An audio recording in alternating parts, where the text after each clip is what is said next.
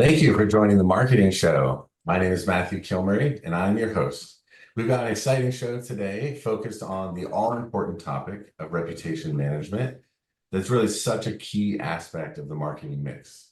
So let's dig right in. Joining us today is Jake Hughes and Katie Ritter, two of my favorite people in multifamily. Welcome to the show, guys.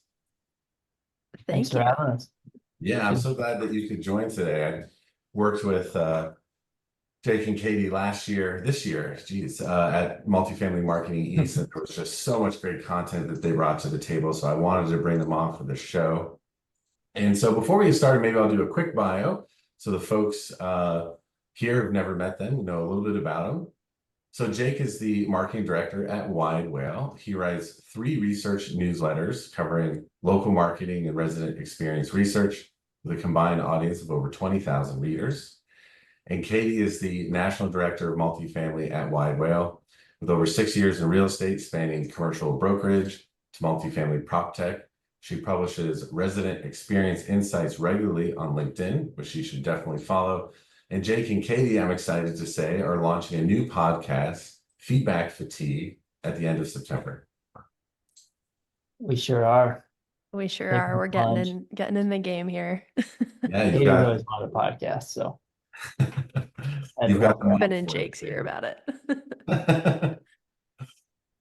Well, let's jump right in because there's lots to talk about today. And I think a great place to start is just telling us a little bit about Widewail and its mission. How did the company get started, and really what is the problem that you're trying to solve? Yeah, I can take this to kick it off. So Widewail just turned 6 in at the end of July. Oh, And yeah, thanks. It's been a fun journey. So Widewail got its start in the automotive industry. Our founder and CEO, Matt Murray, has spent his career in automotive digital marketing. And we were initially founded to be a managed service and help dealerships respond to their reviews, but with a human touch. So that was our founding solution, and our founding mission was there are so many customer interactions. There's so many people who are leaving reviews, leaving comments on social media. Let's support folks on responding to these interactions really thoughtfully. So that was our founding solution, and really growing in the reputation management space with asking for reviews. The mission behind it being trust, right? People don't necessarily trust what businesses have to say about themselves. They trust the words of their customers. So really trying to leverage and activate that voice and respond to that voice online was how we got our start. And then 3 years ago now, we landed our first big property management client, which they were looking outside of the vertical for a solution, and enter my role and multifamily becoming the next vertical at Widewail. So Matt was like, all right, Katie and a couple of folks on the team, like let's go see if this is vertical number 2. And it is. So we've grown the last 3 years. It's been a fantastic industry to work in. I'm so grateful for that. And so today we're helping folks generate those reviews, respond to those reviews, but most importantly, and what we'll get into a little bit more, is we want to make sure we're giving our clients and providing actionable insights based on the trove of review data that's available to us online, the public interactions, the ones that influence people, the ones that people see. So that's a little bit of background on us and who we are. We're based out of Burlington, Vermont. So fun group of Vermonters up here. yeah.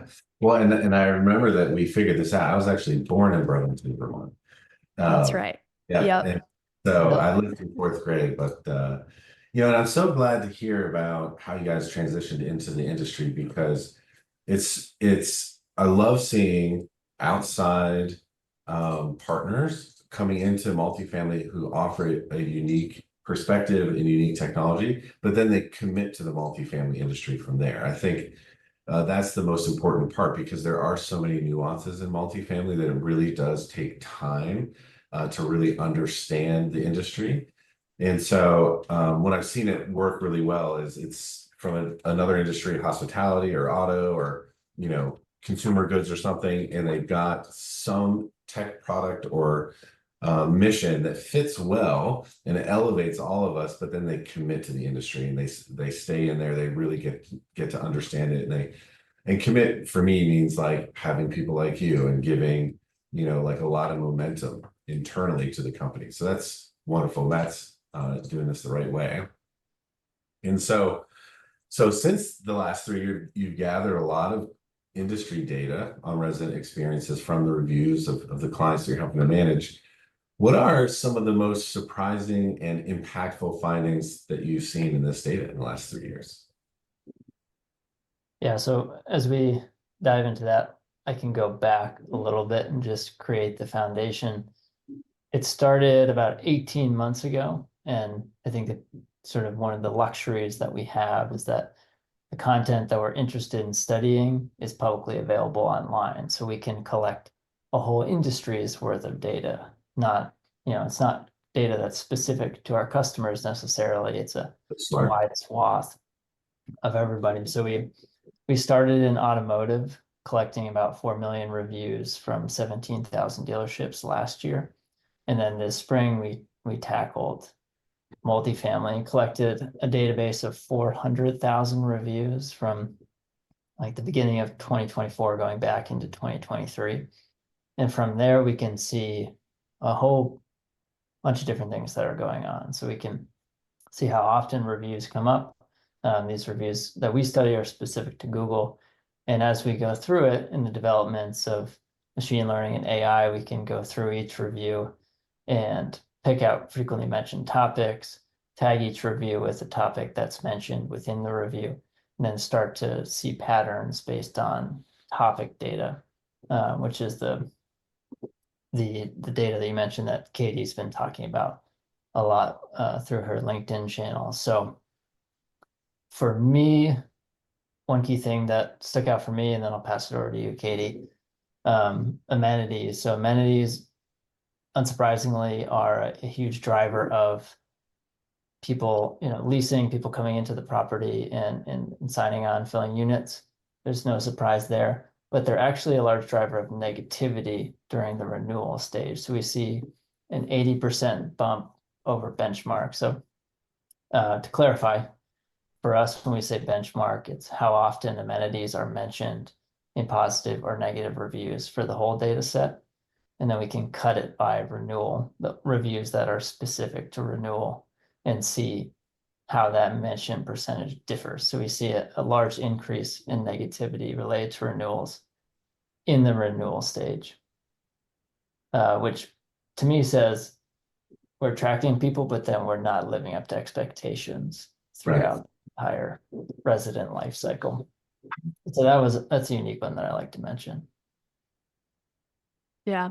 And I think on the tail end of that with renewal, it's, well, why are people staying? And for me, what was impactful was safety and security and neighbors. Both of those jump significantly during the renewal stage and when folks signal a positive experience. So they want a safe, quiet, clean place to live, and it's not anything too advanced. It's pretty simple. I mean, I think easier said than done, of course, but that really shone through in the renewal phase of that element of, well, yeah, we all probably assume that that's a driver, but we're actually seeing it coming right from residents that these particular elements of living in a community are really important when they're looking to continue for another year.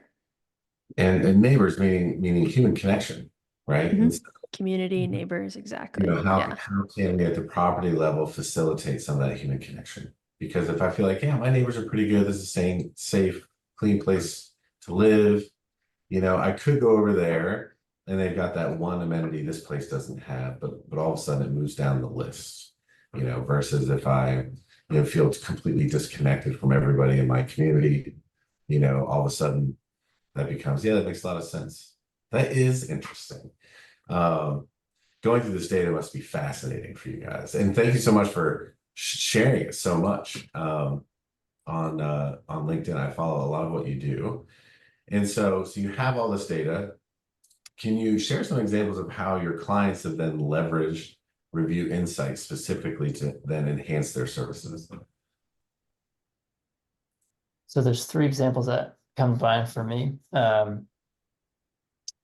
1, end of ghost shoppers, 2, changing floor plans, and 3, informing brand taglines. So I'll get into each of those. And these are just specific examples that we've come up, that have come up in our interviews for our upcoming podcast. So tune in. Nice plug there, Jake. So end of ghost shoppers. I don't know if this is going to apply for all portfolios, but we have a partner that has been able to get the insights needed from reviews that speak to the experience that's going on within the communities, so they don't need to go out and spend the time and effort to pay Ghost Shopper to give them that insight.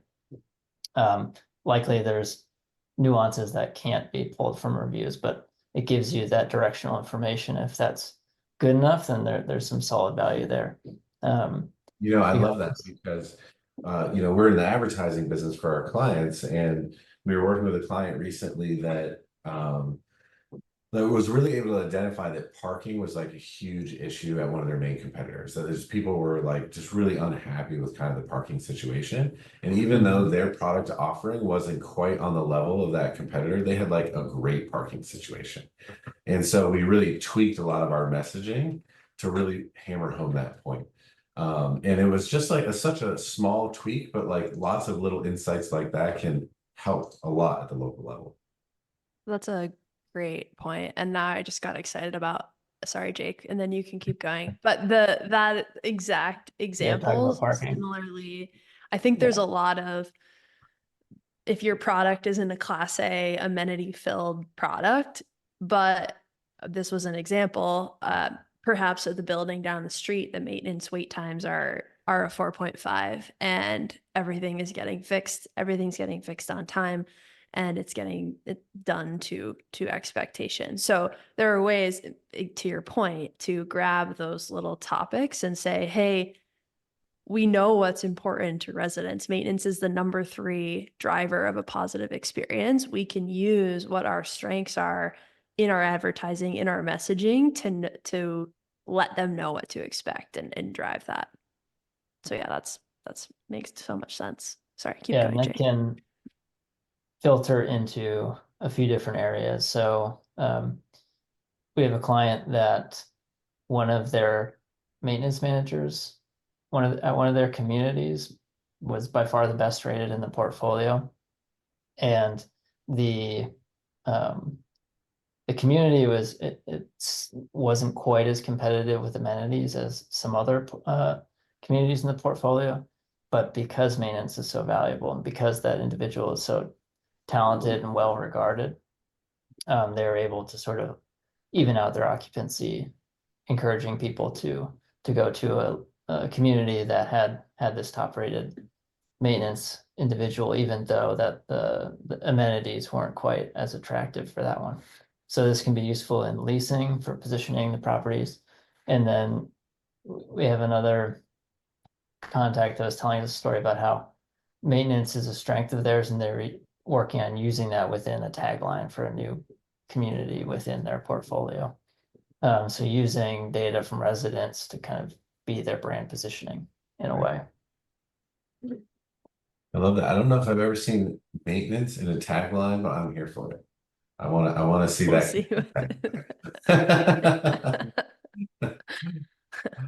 And so there's a lot of reviews out there, and whether they are, hopefully generated by some of the work that we're doing at the communities, or they're kind of happening naturally, it's a lot for properties to kind of deal with. And there are a lot of companies out there offering like automated response systems now using AI. So I would love to know your guys' take on this, explaining how automation plays a role in review management, and how that's a benefit to the property management company, and maybe how you do it a little bit differently. Yeah. Well, responding to reviews is really important. It's a it's an opportunity to showcase and put on display how you interact with your residents. And I think this is a really important part of what people are looking at is, well, how would they speak to me? How would they solve issues? And I think while we are taking our founding product, like I mentioned, is a managed service where we have real people supporting the folks and our clients who are responding to those reviews with suggestions for negatives and supporting the positives as well. And I think our position is, and it always has been, is that when it comes to these really important interactions with your residents and with the people who you're working with daily, having a human touch to be able to provide that connection is really important. And AI hasn't quite been able to master. I think you can probably tell if you go read. I mean, I don't know if that's just because we're in it all day, but you can probably go read reviews and see templates and kind of robotic language. I saw one the other day responding to a renewal review saying, "We look forward to seeing you again soon, like appreciate your business." So there's just it's not quite there with the nuance and being able to make that connection. So we find that having a human in your pocket can lead to better and more quality responses that not only signal to the reviewer that you're paying attention and you're addressing these issues, but also to the people reading those responses to say, oh, okay, someone is on the other end of this line and they're listening. So that's been our position and how we approach it. And I love I'll- that. ChatGPT definitely has a certain kind of voice to it. It's like super enthusiastic all the time, right? Like it's like exclamation points like crazy. It's like, and you can see it in it. And we found the same thing. So we have an AI tool that helps us create video for clients, our AI video product. And it gets us 80% of the way there, but you need the human to get you the last 20%. Otherwise, it just isn't as authentic. And it makes such a big difference. It can speed up the process, which is great. But it's got to have, I love that thought of human in a pocket. And the last thing I was going to say, and kick it over to you, Jake, is I would imagine that responding to reviews is also more and more important because of the skepticism that consumers are starting to have around reviews. Like we all know that most of the reviews on Amazon are like kind of fake reviews. And I think the consumers in general are starting to not necessarily trust that these are like real reviews, but seeing the owner respond, the property manager, somebody at the onsite, whether or not it's a real or fake review, is just like, okay, they're listening, they're there, they're real. Even if these reviews are not, they're paying attention. And that probably goes a long way. Yeah, so I'll get to the skepticism in a second, but to finish up the point before, your prospect, so the limitations of AI is that the input for the AI tool is just the review. So it's only able to process, a sentence, 2 sentences of information and then spit something back out. Not a lot of context for it to pull from. And it has this narrow view of that scenario, whereas your prospect is looking at all of your review content in context. So there's this whole stream of information. And when we researched this, we found a lot of repetition. You start the same response with the same word every single time. And I think if you're reading as a person going through all the reviews and it's thank you, thank you, thank you, thank you, thank you, you lose it right away. Even if the rest of the review response is good, you kind of lose the sense that a real person is responding. To get to the skepticism point, one, I do think responses give you a platform as a business to tell your side of the story. So we always recommend not litigating the issue online, but you are able to kind of add additional context if there is any to add, so that the response, yes, it's for that individual leaving the review, but it's also really for the next 300 people that are going to read that review and internalize this interaction and make a judgment about your business. And then I think there's a distinction between e-commerce reviews and local business reviews. There, Amazon is, in my view, its own beast, and Google reviews tend to be more reliable. And within our systems, we can also verify that, this was actually a customer of yours, because we're integrated with DMS systems and can connect the dots. Yeah. And I do think that skepticism will only increase as other companies are using AI to automate their responses. So there's all these reviews now, there's all these automated responses. And so taking that personal touch that you guys are talking about that you use in your strategy is only going to elevate clients even more, because they're just going to stand out so much more if they're taking that kind of personal approach. Well, listen, we could talk about this stuff all day long. It gets me excited. But we have run out of time. So thank you both for being my guests today. I really appreciate it. Thank you. This was great. Thank you. Appreciate it. Thank Yeah, you. and then hopefully you're gonna invite me to your podcast someday. Can I come on your Yes. podcast? Yes, we have a couple Yes. slots left in season Yeah, one. we do. Oh, only. Let's talk. Well, thank you. And thank all of you on LinkedIn for joining us today. And I hope you join me again. Until then, love the journey, my friends.